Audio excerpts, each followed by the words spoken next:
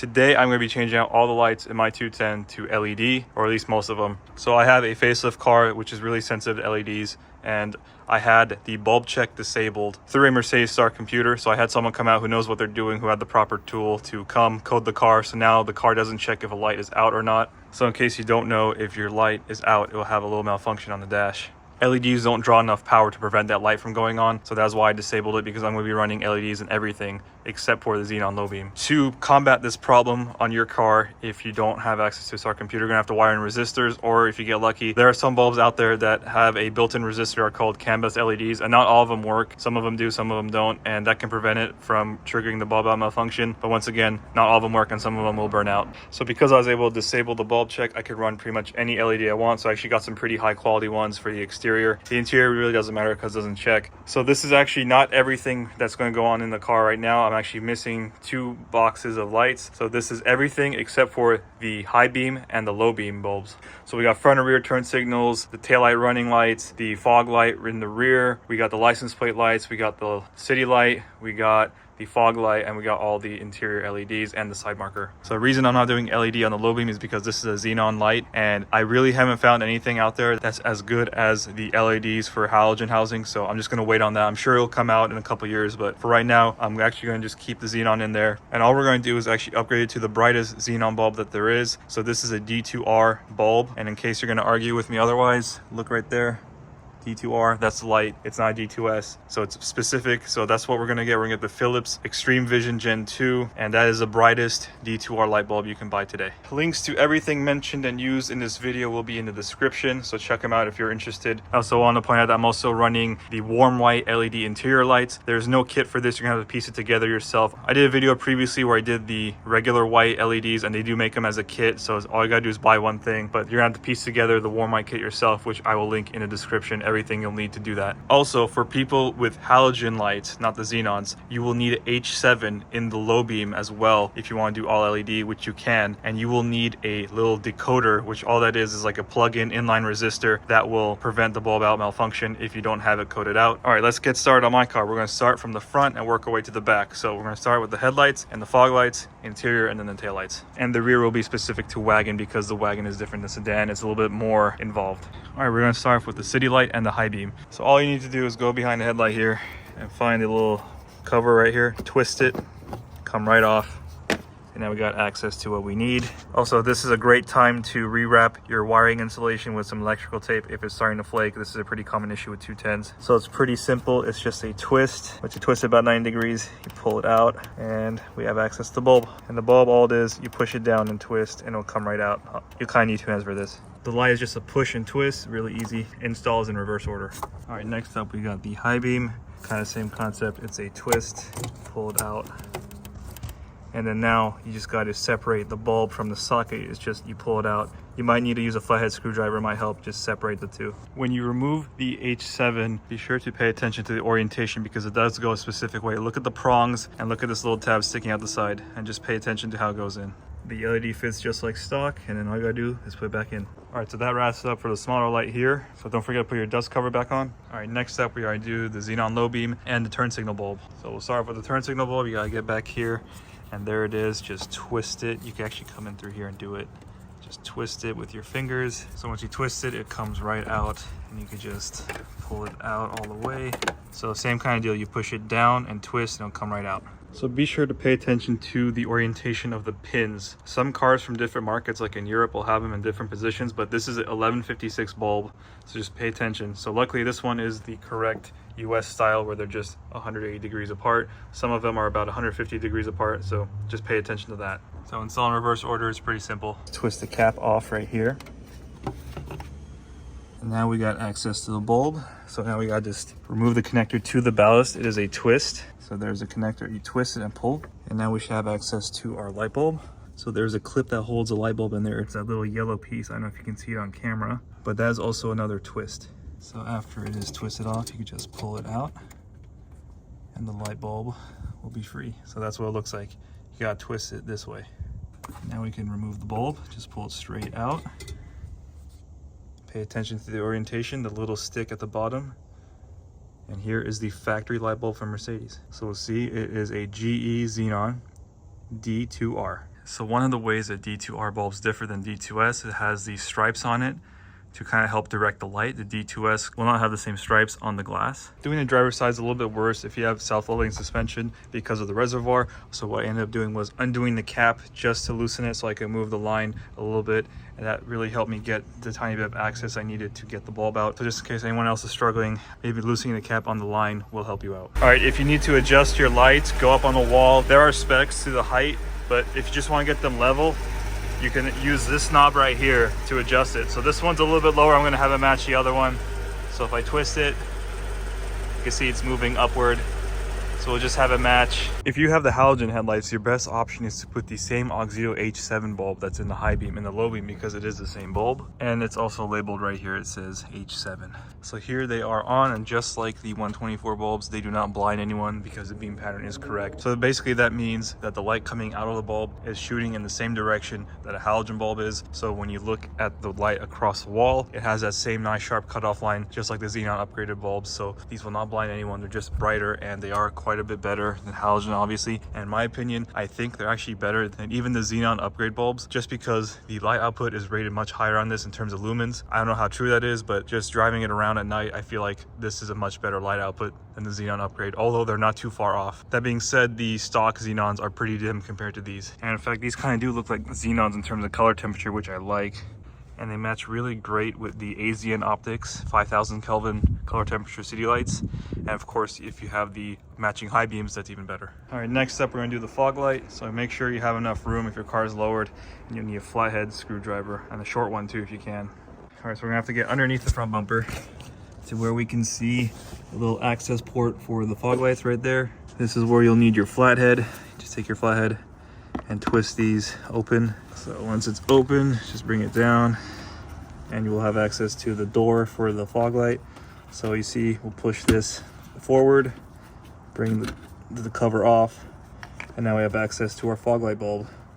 So super simple. You see these tabs where my finger is, push down and outward, swing the thing open, watch the wire. Now we can pull out the bulb.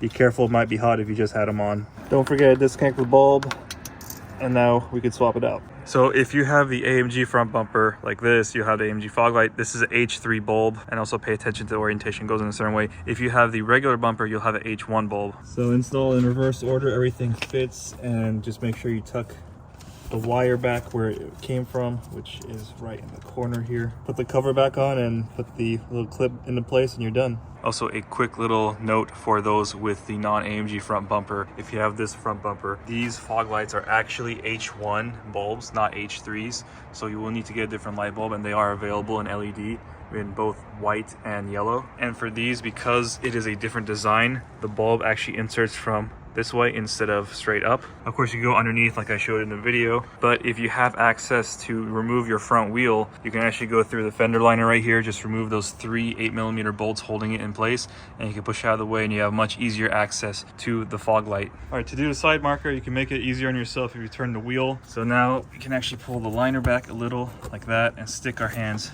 in there, and we'll have to feel for the tab. And then once we feel the tab, we push it and kind of help guide it out. This could be a little tricky, there's not a lot of room. There we go, pull the entire housing out. Now if you want, you could just do the bulb. I'm doing the entire housing. So same concept, it's just twist the socket out, and there's a bulb. It's a T10, you can just get a T10 LED. So here is the LED housing. So as you can see, there's actually 2 connectors. This is what plugs into the socket coming out of its own little socket hole. And this is the plug for the resistor that they include. So here is the resistor. You will need this if you have not coded out your bulb error. This is required to prevent that. If you have it coded out like me, you won't need this, and we could just tape up that plug. So pretty simple, you just plug this into the socket and then put the socket in here and twist, and you just kind of slide this into place like stock, and that's all there is to it. Just like the stock bulb, we'll kind of guide the wires in there together, go from front to back. And you might need to go in through the back and help guide it in place. All right, now we got the front done, we could go on and do the interior. All right, so before you begin, because we're gonna kind of be in and out a lot, turn off the lights. So I just turned off the thing that opens it with the door. So that way they're not hot. So we can begin. I'm gonna start with the doors. So grab yourself a flathead, come down here. See there's a light, see there's a little slot. Be careful not to damage the light. kind of just push it from there, bring it down.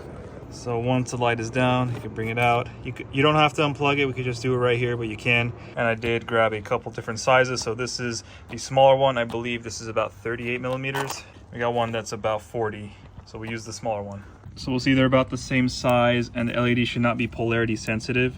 So you can plug in either way, but if you do need to reorient it, do that before you put the housing back together. So make sure the diodes are facing outward like this, and let's go test the light. So we'll see that it is working, so we can put it back together. So the process is the same for the rest of the 3 doors, so I'll go ahead and get that done now. All right, next up we are going to do the vanity light right here. So same thing, you'll need a flathead, and you'll need to gently pry from this side. Be careful not to damage your headliner. Pull it out, and we could swap the bulb. This is pretty much as far out as I'm going to go, so just be careful. And the vanity light bulb is the same as the doors, it is a shorter style. So sometimes the light might be a little bit shorter like this, where it wiggles around and doesn't make contact. We could just bend the pins into place to hold it firmer. So that's what we're gonna have to do with this. So pretty simple, just grab a flathead and bend that pin down. And if you can't bend that pin down, get a little bit tighter. You don't have to go too crazy, just a little bit's enough, and it will hold it in place. And there we go, now it's nice and tight. It works every time. You'll also need to do the passenger side, it's the same process. All right, now I'm going to do the ashtray light. So in case you don't know, there's a light right here in the corner. When you turn on your lights, that will illuminate the interior, but on most cars they'll burn out. So we're gonna go ahead and replace it with a warm white LED. So first step, let's remove the ashtray. All right, next step, we're gonna have to take out the wood trim right here where the window switches are, because there are 2 screws right here. So it's super easy. Open your cup holder, and you're gonna grab right here and just pull up. You also need to remove the trim around the shifter. You don't need to remove this piece of wood if it's loose, just get this out of the way. You don't need to disconnect any of the connectors or anything like that. All you need to do is access these screws, which are just a Phillips, so left and right. All right, after the screws have been removed, you can wiggle it out. You might need to push your shifter back. So you can do this by either sticking something in this access hole and moving it back, or just putting the car in position 2 and moving into neutral. All right, so I had to move the shifter back into drive. I just put my key in position 2. I got out. Now all we gotta do is disconnect the electrical in the back. So here's the electrical connector, just pulls straight out. And as we can see, there is no bulb where the bulb is supposed to be. So we'll go ahead and grab a bulb. So here's the bulb. It is a small one. It is referred to as a T5. I will link it below. This is a warm white version. So just make sure it works, and we can proceed to reassemble the car. All right, next up we have the dome light. So we could start by just using your hands and just kind of pry out the covers right here. So be careful not to break them, just go carefully and slow. All right, so now we're gonna actually have to remove the entire dome light. We don't have to unplug it, just remove it, because to get access to this, it's easier to go from the underside so we don't break the clips. So there is a clip here and a clip here we will have to undo. You will need a flathead for this. You just go in right here, and you kind of see you pull the clip down. It's actually really hard to see. I didn't actually catch it, but it was the piece at the very top, not the middle. So be really careful about that. And now we can move on to the lights. So for the map light here, you can see it has some tabs. We can just push these in really carefully and not break them.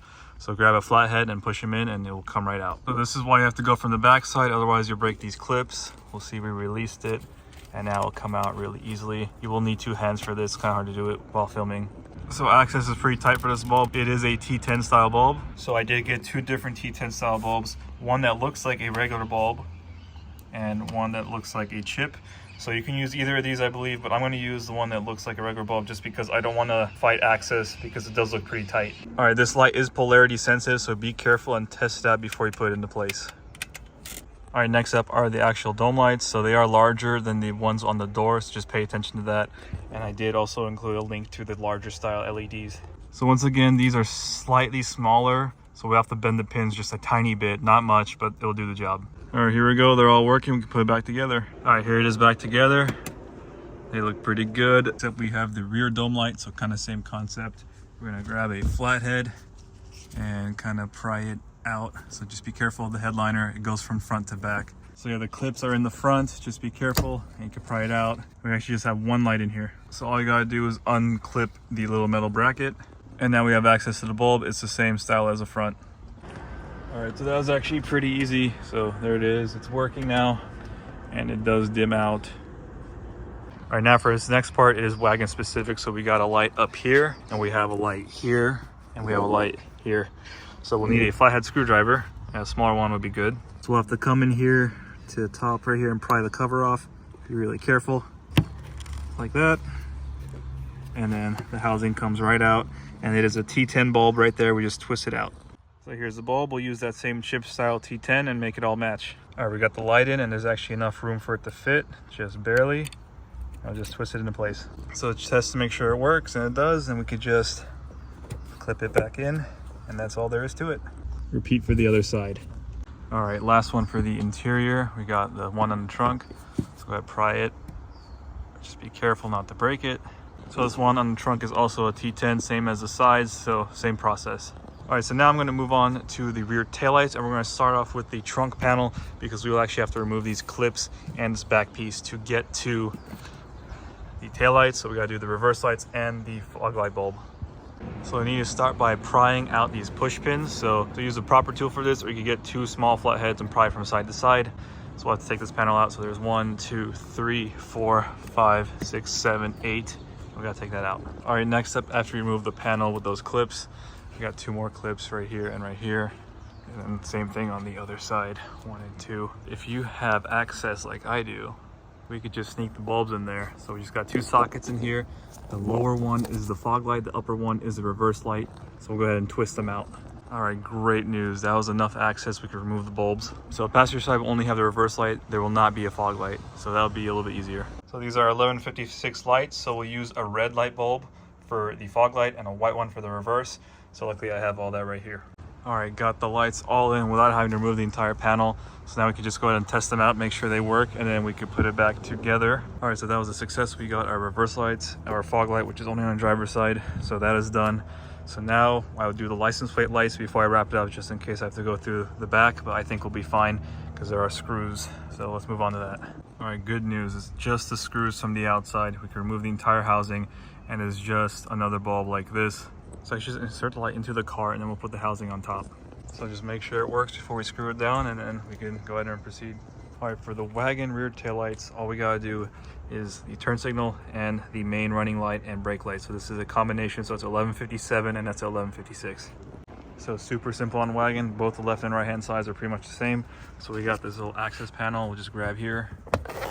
That's where a tire is, and we can access the bulb sockets right there. We just twist off just like the inner lights. Super easy. All right, here we are. This is the 1157. This is your running light and your brake light in a Wagon. It is dual filament, so we will have to get a dual filament LED 1157 as well. All right, we already ran into a problem because the Wagon has Euro taillights on my car. The orientation of the pins is different. So if we look here, this is the 1157 LED. They're just 180 degrees across from each other. So here's the bulb that I just removed from the Euro light. We'll see that they are about 150 degrees across from each other.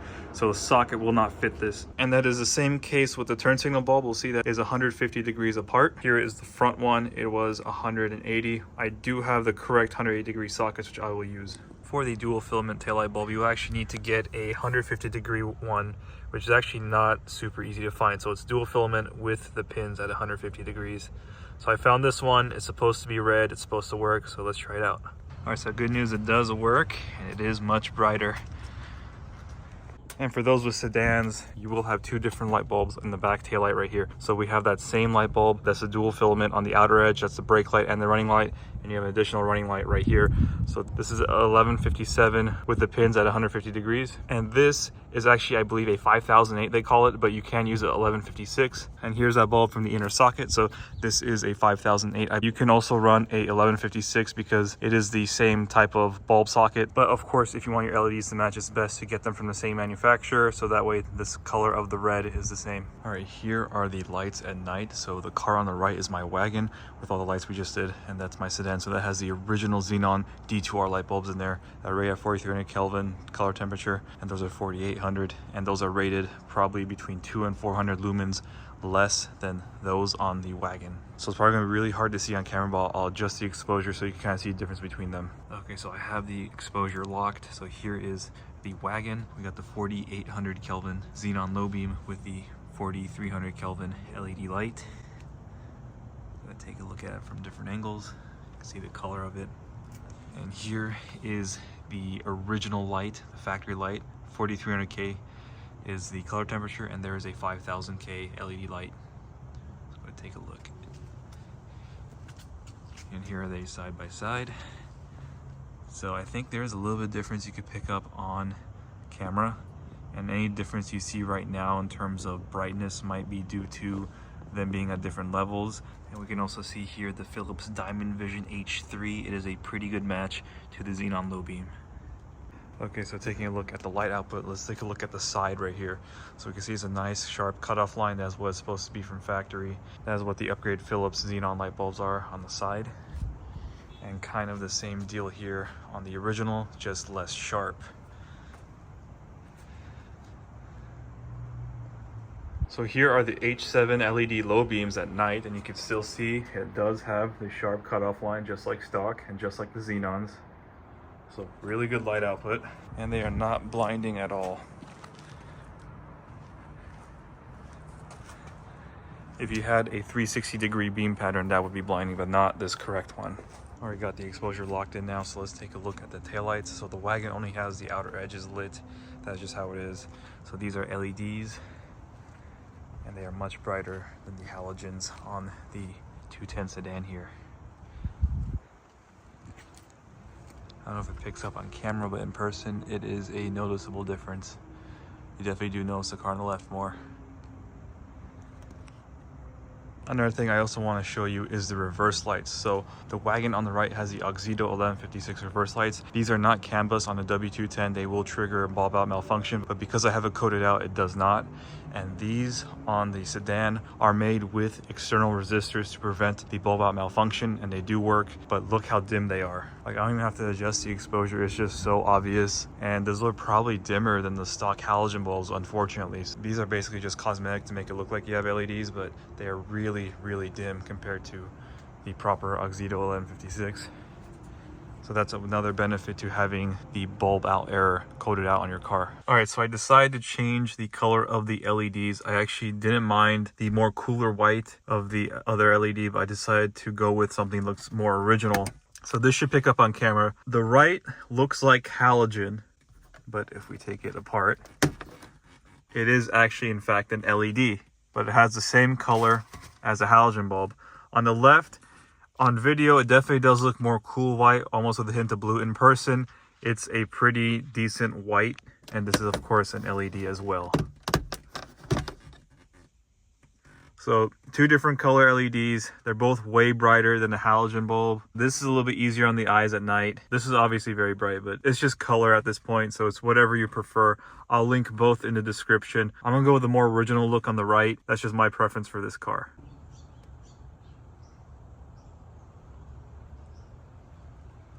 So this is the warm white of the Wagon, and then we can go look at the cool white of the sedan.